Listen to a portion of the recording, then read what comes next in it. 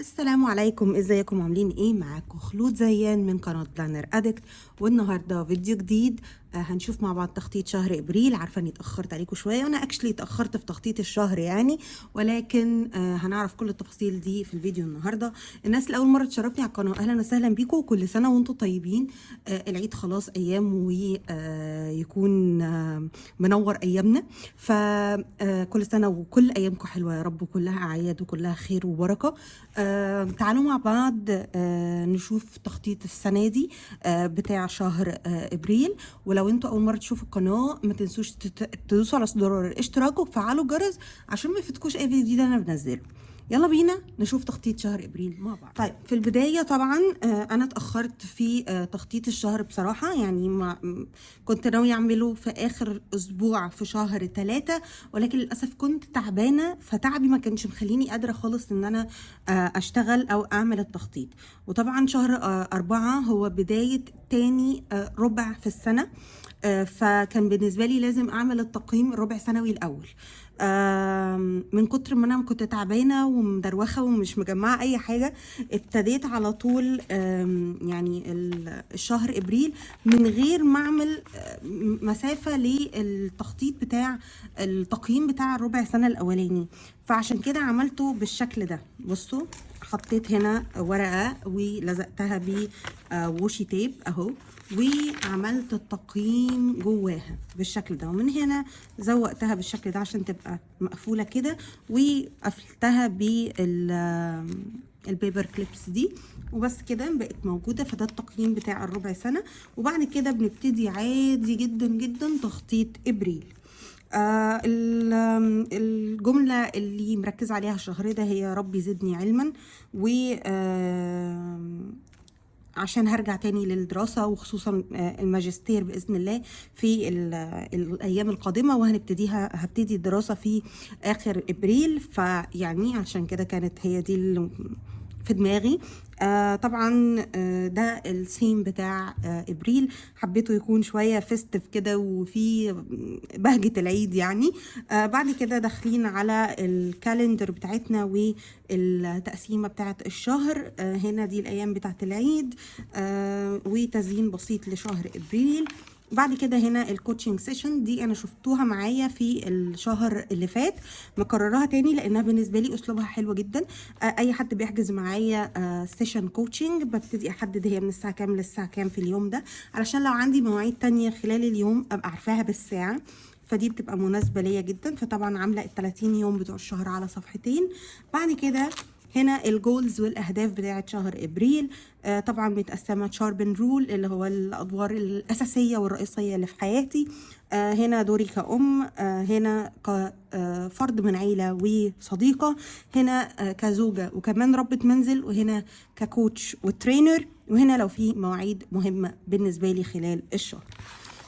بعد كده هنا عندنا الاكسبنسز او المصاريف بتاعه شهر ابريل، ما اتغيرش فيها حاجه. يمكن الحاجه الوحيده اللي اتغيرت معايا هي الهابت تراكر. طبعا كل مدى الواحد يعني ايه بيركز اكتر، بيبقى عارف هو عايز ايه اكتر. فهنا المورنينج روتين، هنا العلاج او الميديكيشن، هنا النايت روتين، هنا التدوين، هنا الخروج بره. هرجع تاني لتحدي السكر والاكل الصحي لان دول باظوا خالص في شهر رمضان، ف مش يعني ما كانوش في احسن احوالهم اطلاقا يعني.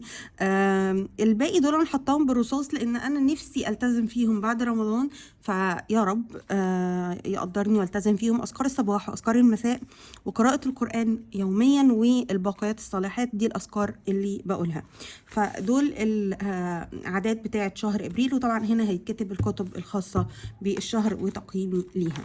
بعد كده دخلنا على طول على تخطيط الشهر. زي ما انتم شايفين مفيش اختلاف. الاختلاف الوحيد اللي عملته ان انا خليت بدايه الشهر من هنا هتبقى الحد، بما ان شهر ابريل مبتدي يوم الاثنين، فانا بس خليت ان هنا هتبقى يوم الحد بدل السبت. يعني انا في كل الاسابيع اللي فاتت كنت ببتدي سبت حد اتنين تلات اربع خميس جمعه، بس حبيت ان انا يعني الموضوع ما كانش كويس معايا، خصوصا ان انا بخطط يوم السبت، فانا محتاجه ان انا الصفحه تبقى كامله قدامي، مش ابتدي تخطيط من الاسبوع اللي بعده، لا انا عايزه انهي التخطيط هنا.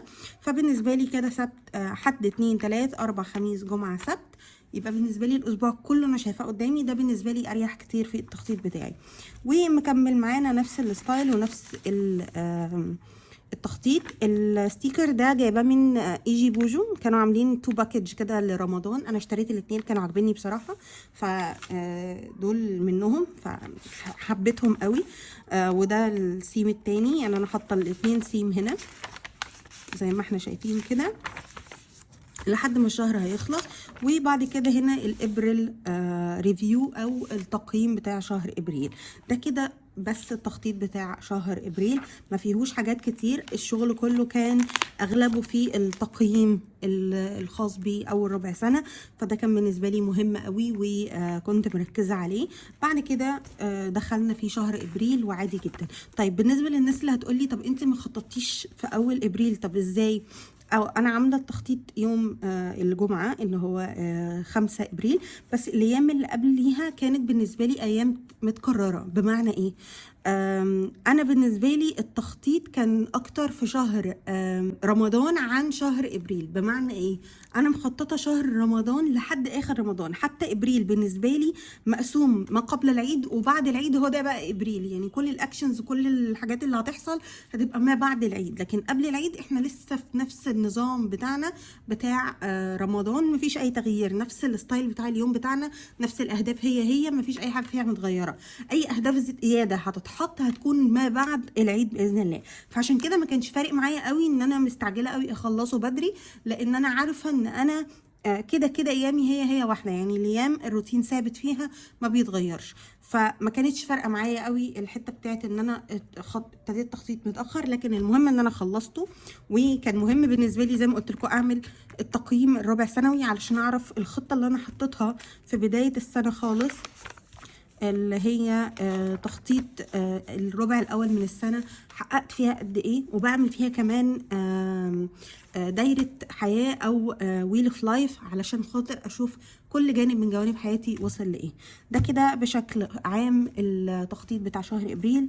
يا رب يكون عجبكم، وباذن الله باذن الله احنا هنرجع تاني للفيديوهات ابتداء من الشهر ده، فاستنوا فيديو ان شاء الله كل اسبوع هينزل لكم مره، وفي ريفيوهات جديده هتنزل كمان معانا، فتابعوا القناه عشان تشوفوها.